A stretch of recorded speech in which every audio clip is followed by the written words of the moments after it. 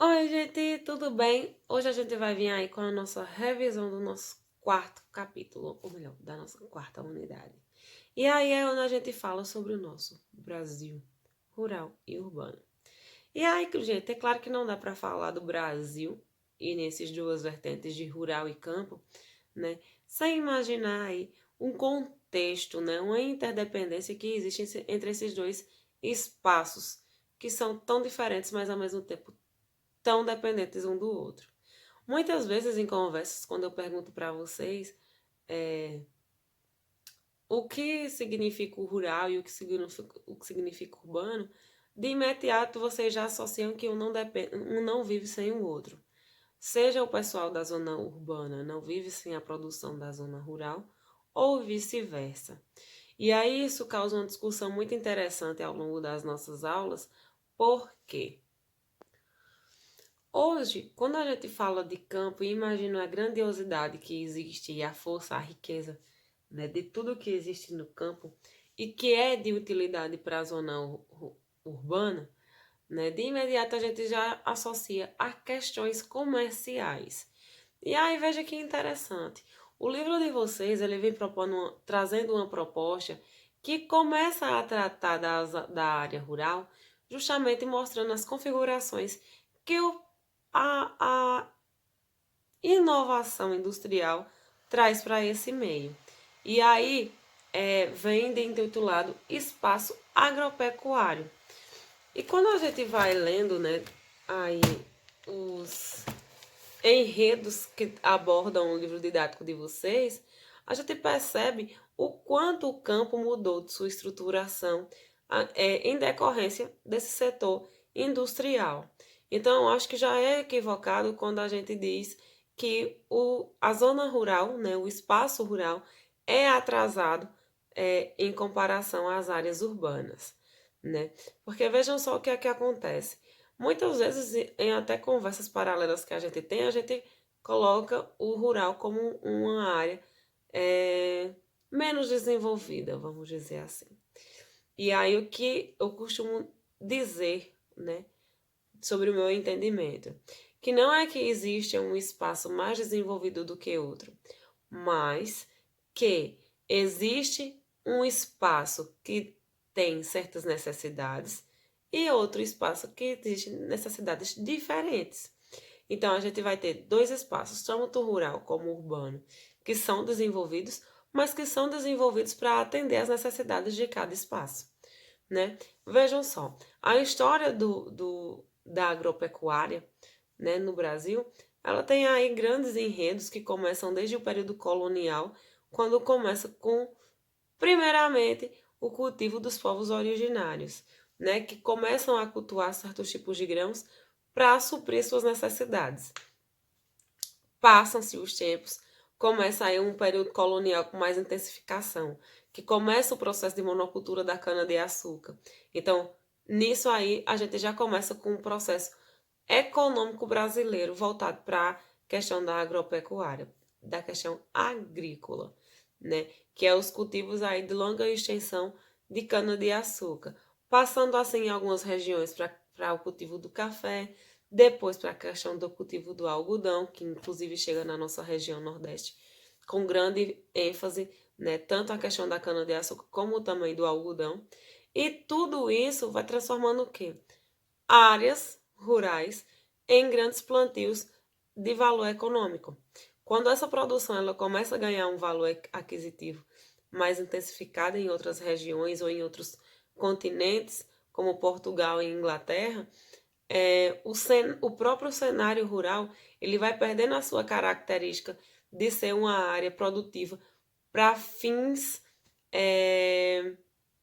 como é que eu posso dizer?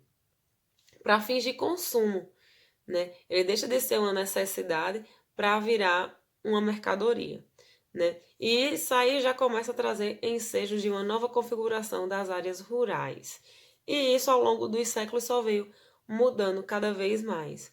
Temos sim, desde suas pequenas origens com os nossos ancestrais, a presença da agricultura familiar, onde a família cultiva aquele grão, né, aquele produto para consumo e até mesmo para fins comerciais, já que não necessariamente a gente só precisa daqueles grãos que a gente cultiva, né?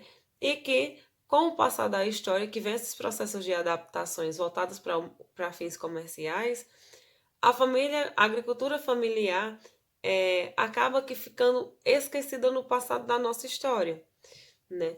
O que não deveria, já que foi ela quem dá origem aí a o processo de agricultura, de manejo de solo, de manejo de sementes, de intensificação de produção. E aí leva o Brasil ao que a gente tem hoje, a um patamar de agronegócio, seja em quesitos agrícolas ou pecuário, né? E aí, quando a gente analisa imagens que fazem referência lá do século XV com o século XXI, que é o que a gente está, e a gente vê as estruturas, tanto da área rural como urbana, a gente vai perceber o quanto um acabou que modificando o outro, né? A gente sabe aí que as grandes cidades elas têm uma necessidade maior no consumo de alguns produtos e isso faz com que haja mais produção.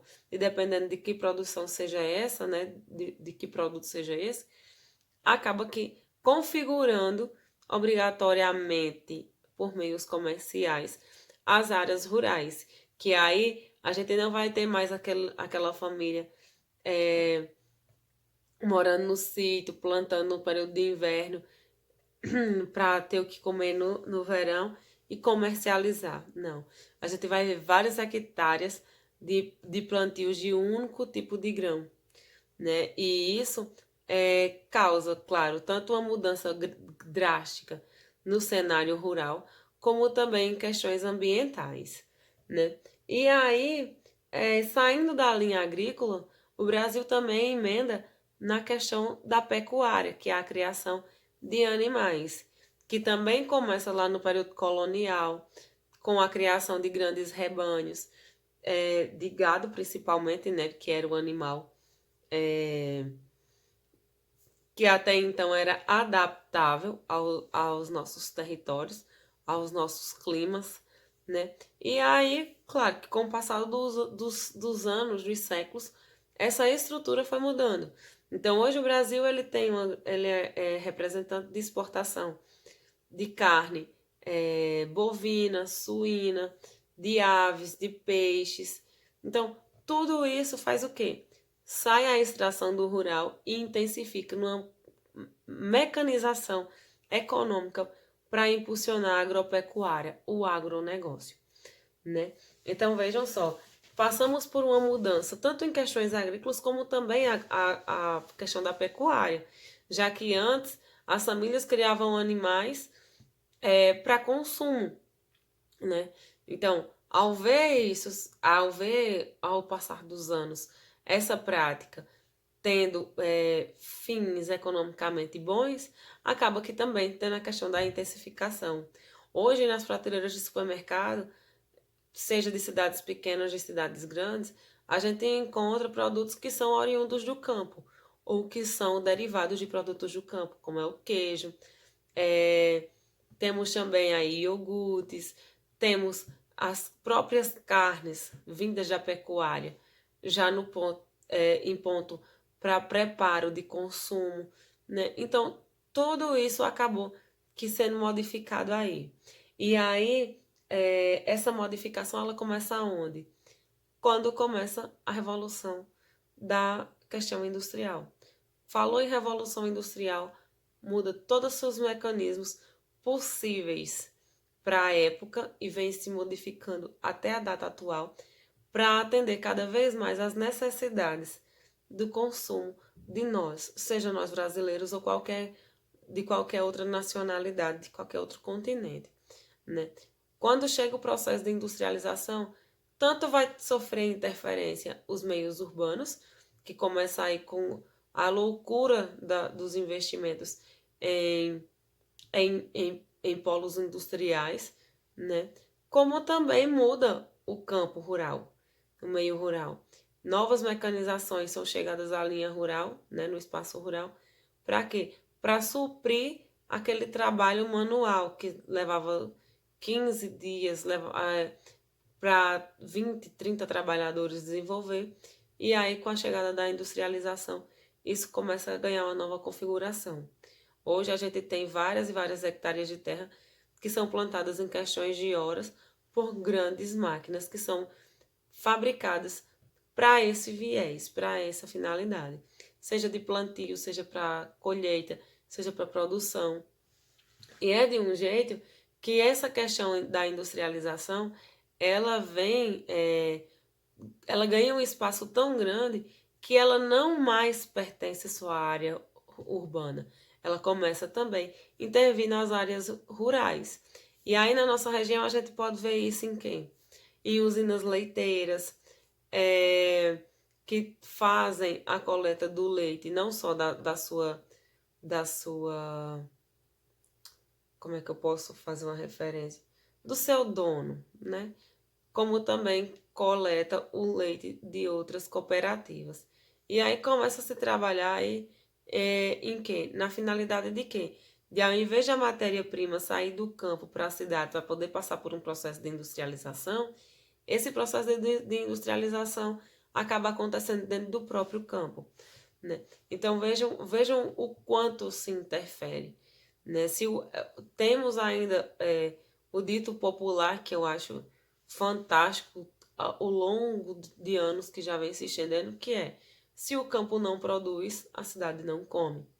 E aí são fatos verídicos, né? Temos aí grandes centros urbanos, mas que de volta só produzem, só fabricam produtos industrializados que são provenientes de uma matéria-prima que diretamente está ligado aí às áreas rurais, certo?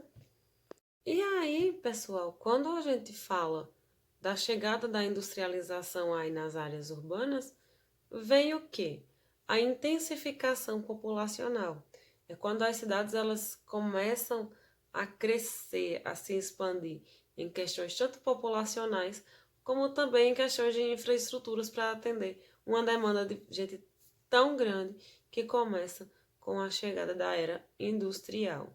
E aí isso é um retrato que começa desde lá do início da Revolução Industrial até os dias atuais, onde a gente ainda vê grandes cidades, né, grandes metrópoles, vivendo em função do processo industrial e que ainda sofre com as questões do inchaço populacional causado por pessoas que migram tanto da área rural para a urbana, como também a questão interestadual, que saem de lugares, de regiões menos favorecidas economicamente para grandes cidades em busca de uma qualidade de vida melhor, né? De um mercado de trabalho que possa atender suas necessidades diárias, principalmente econômicas, né? E aí, quando a gente chega nessa questão tanto do inchaço populacional das grandes cidades, como também no êxodo rural, que é justamente quando essas pessoas da área rural migram para a urbana, a gente começa a entender melhor a questão da desigualdade que existe por trás de tudo isso. Porque se o campo fornecesse tanta sobrevivência assim o ano inteiro, não existia a necessidade de se sair da área rural para a área urbana. Claro que é importante ser dito que ao longo da história do Brasil, o êxodo rural ele não necessariamente parte da necessidade de se adquirir um meio de trabalho, né, para manter uma família, por exemplo, né? Tem outros fatores que levam a sair a essa retirada, vamos dizer assim, da população da área rural para a área urbana. E isso se trata do quê? Da questão da má distribuição de terra que existe na história do Brasil. A má distribuição de terra ela começa desde o período colonial, onde as terras foram cedidas, até época, era do Império, era da República, até os dias atuais. E é por isso que se configura o quê? Boa parte da população brasileira tem o mínimo de espaço para sobreviver, para produzir. E também com outra característica, né? São famílias de classe baixa a pobre, que estão aí prestes a viver ou vivem na extrema pobreza, né? Já onde temos milionários aqui no nosso país que têm grandes hectares de terra e que focam principalmente no processo de monocultura ou da pecuária, né? Que investem a fundo no agronegócio. E aí, né, toda essa configuração que se estende até os dias atuais vem arrastando aí a questão da desigualdade social desde o período colonial, sim, ou até mesmo antes, quando aí os portugueses começam a tomar conta do nosso território, expulsando os povos originários, né, ou tentando expulsá-los, né. Essa desigualdade, principalmente na questão de distribuição de terra, ela reflete tanto no cenário urbano, como também em outros cenários, até chegar aí nas áreas urbanas, onde pessoas, famílias que viviam da agricultura se veem obrigadas a largar suas terras para morarem na área urbana, porque a monocultura simplesmente tomou conta daquele espaço que eles habitavam antes. Outra questão que se enfatiza na questão da desigualdade social, que não está presente apenas na área rural, é quando se chega na área urbana, onde o próprio mercado de trabalho tem certas exigências que, ao ir para a prática, né? Por exemplo, a gente tem empresas que contratam para ser mestre de obras, mas para isso você precisa ter um bom currículo, você precisa ter uma boa formação. Muitas vezes você rala estudando para conseguir um diploma e quando vai para a oferta de emprego, quem ganha é um apadrinhado, né? Uma pessoa que não tem tanta qualificação educacional assim, mas que tem um familiar que é boa influência e tal. Isso também é uma representação de desigualdade social. Então, veja, para a gente entender a questão da desigualdade social, a gente não necessariamente precisa sair do campo ou da cidade para enxergar. A gente precisa o quê? Entender o processo de historização que acontece ao longo da história do Brasil, principalmente, né, já que é o nosso país, e que se estende até os dias atuais. A questão tanto de má distribuição de terras, questão de distribuição de rendas, questão de baixa infraestrutura, de educação de péssima qualidade.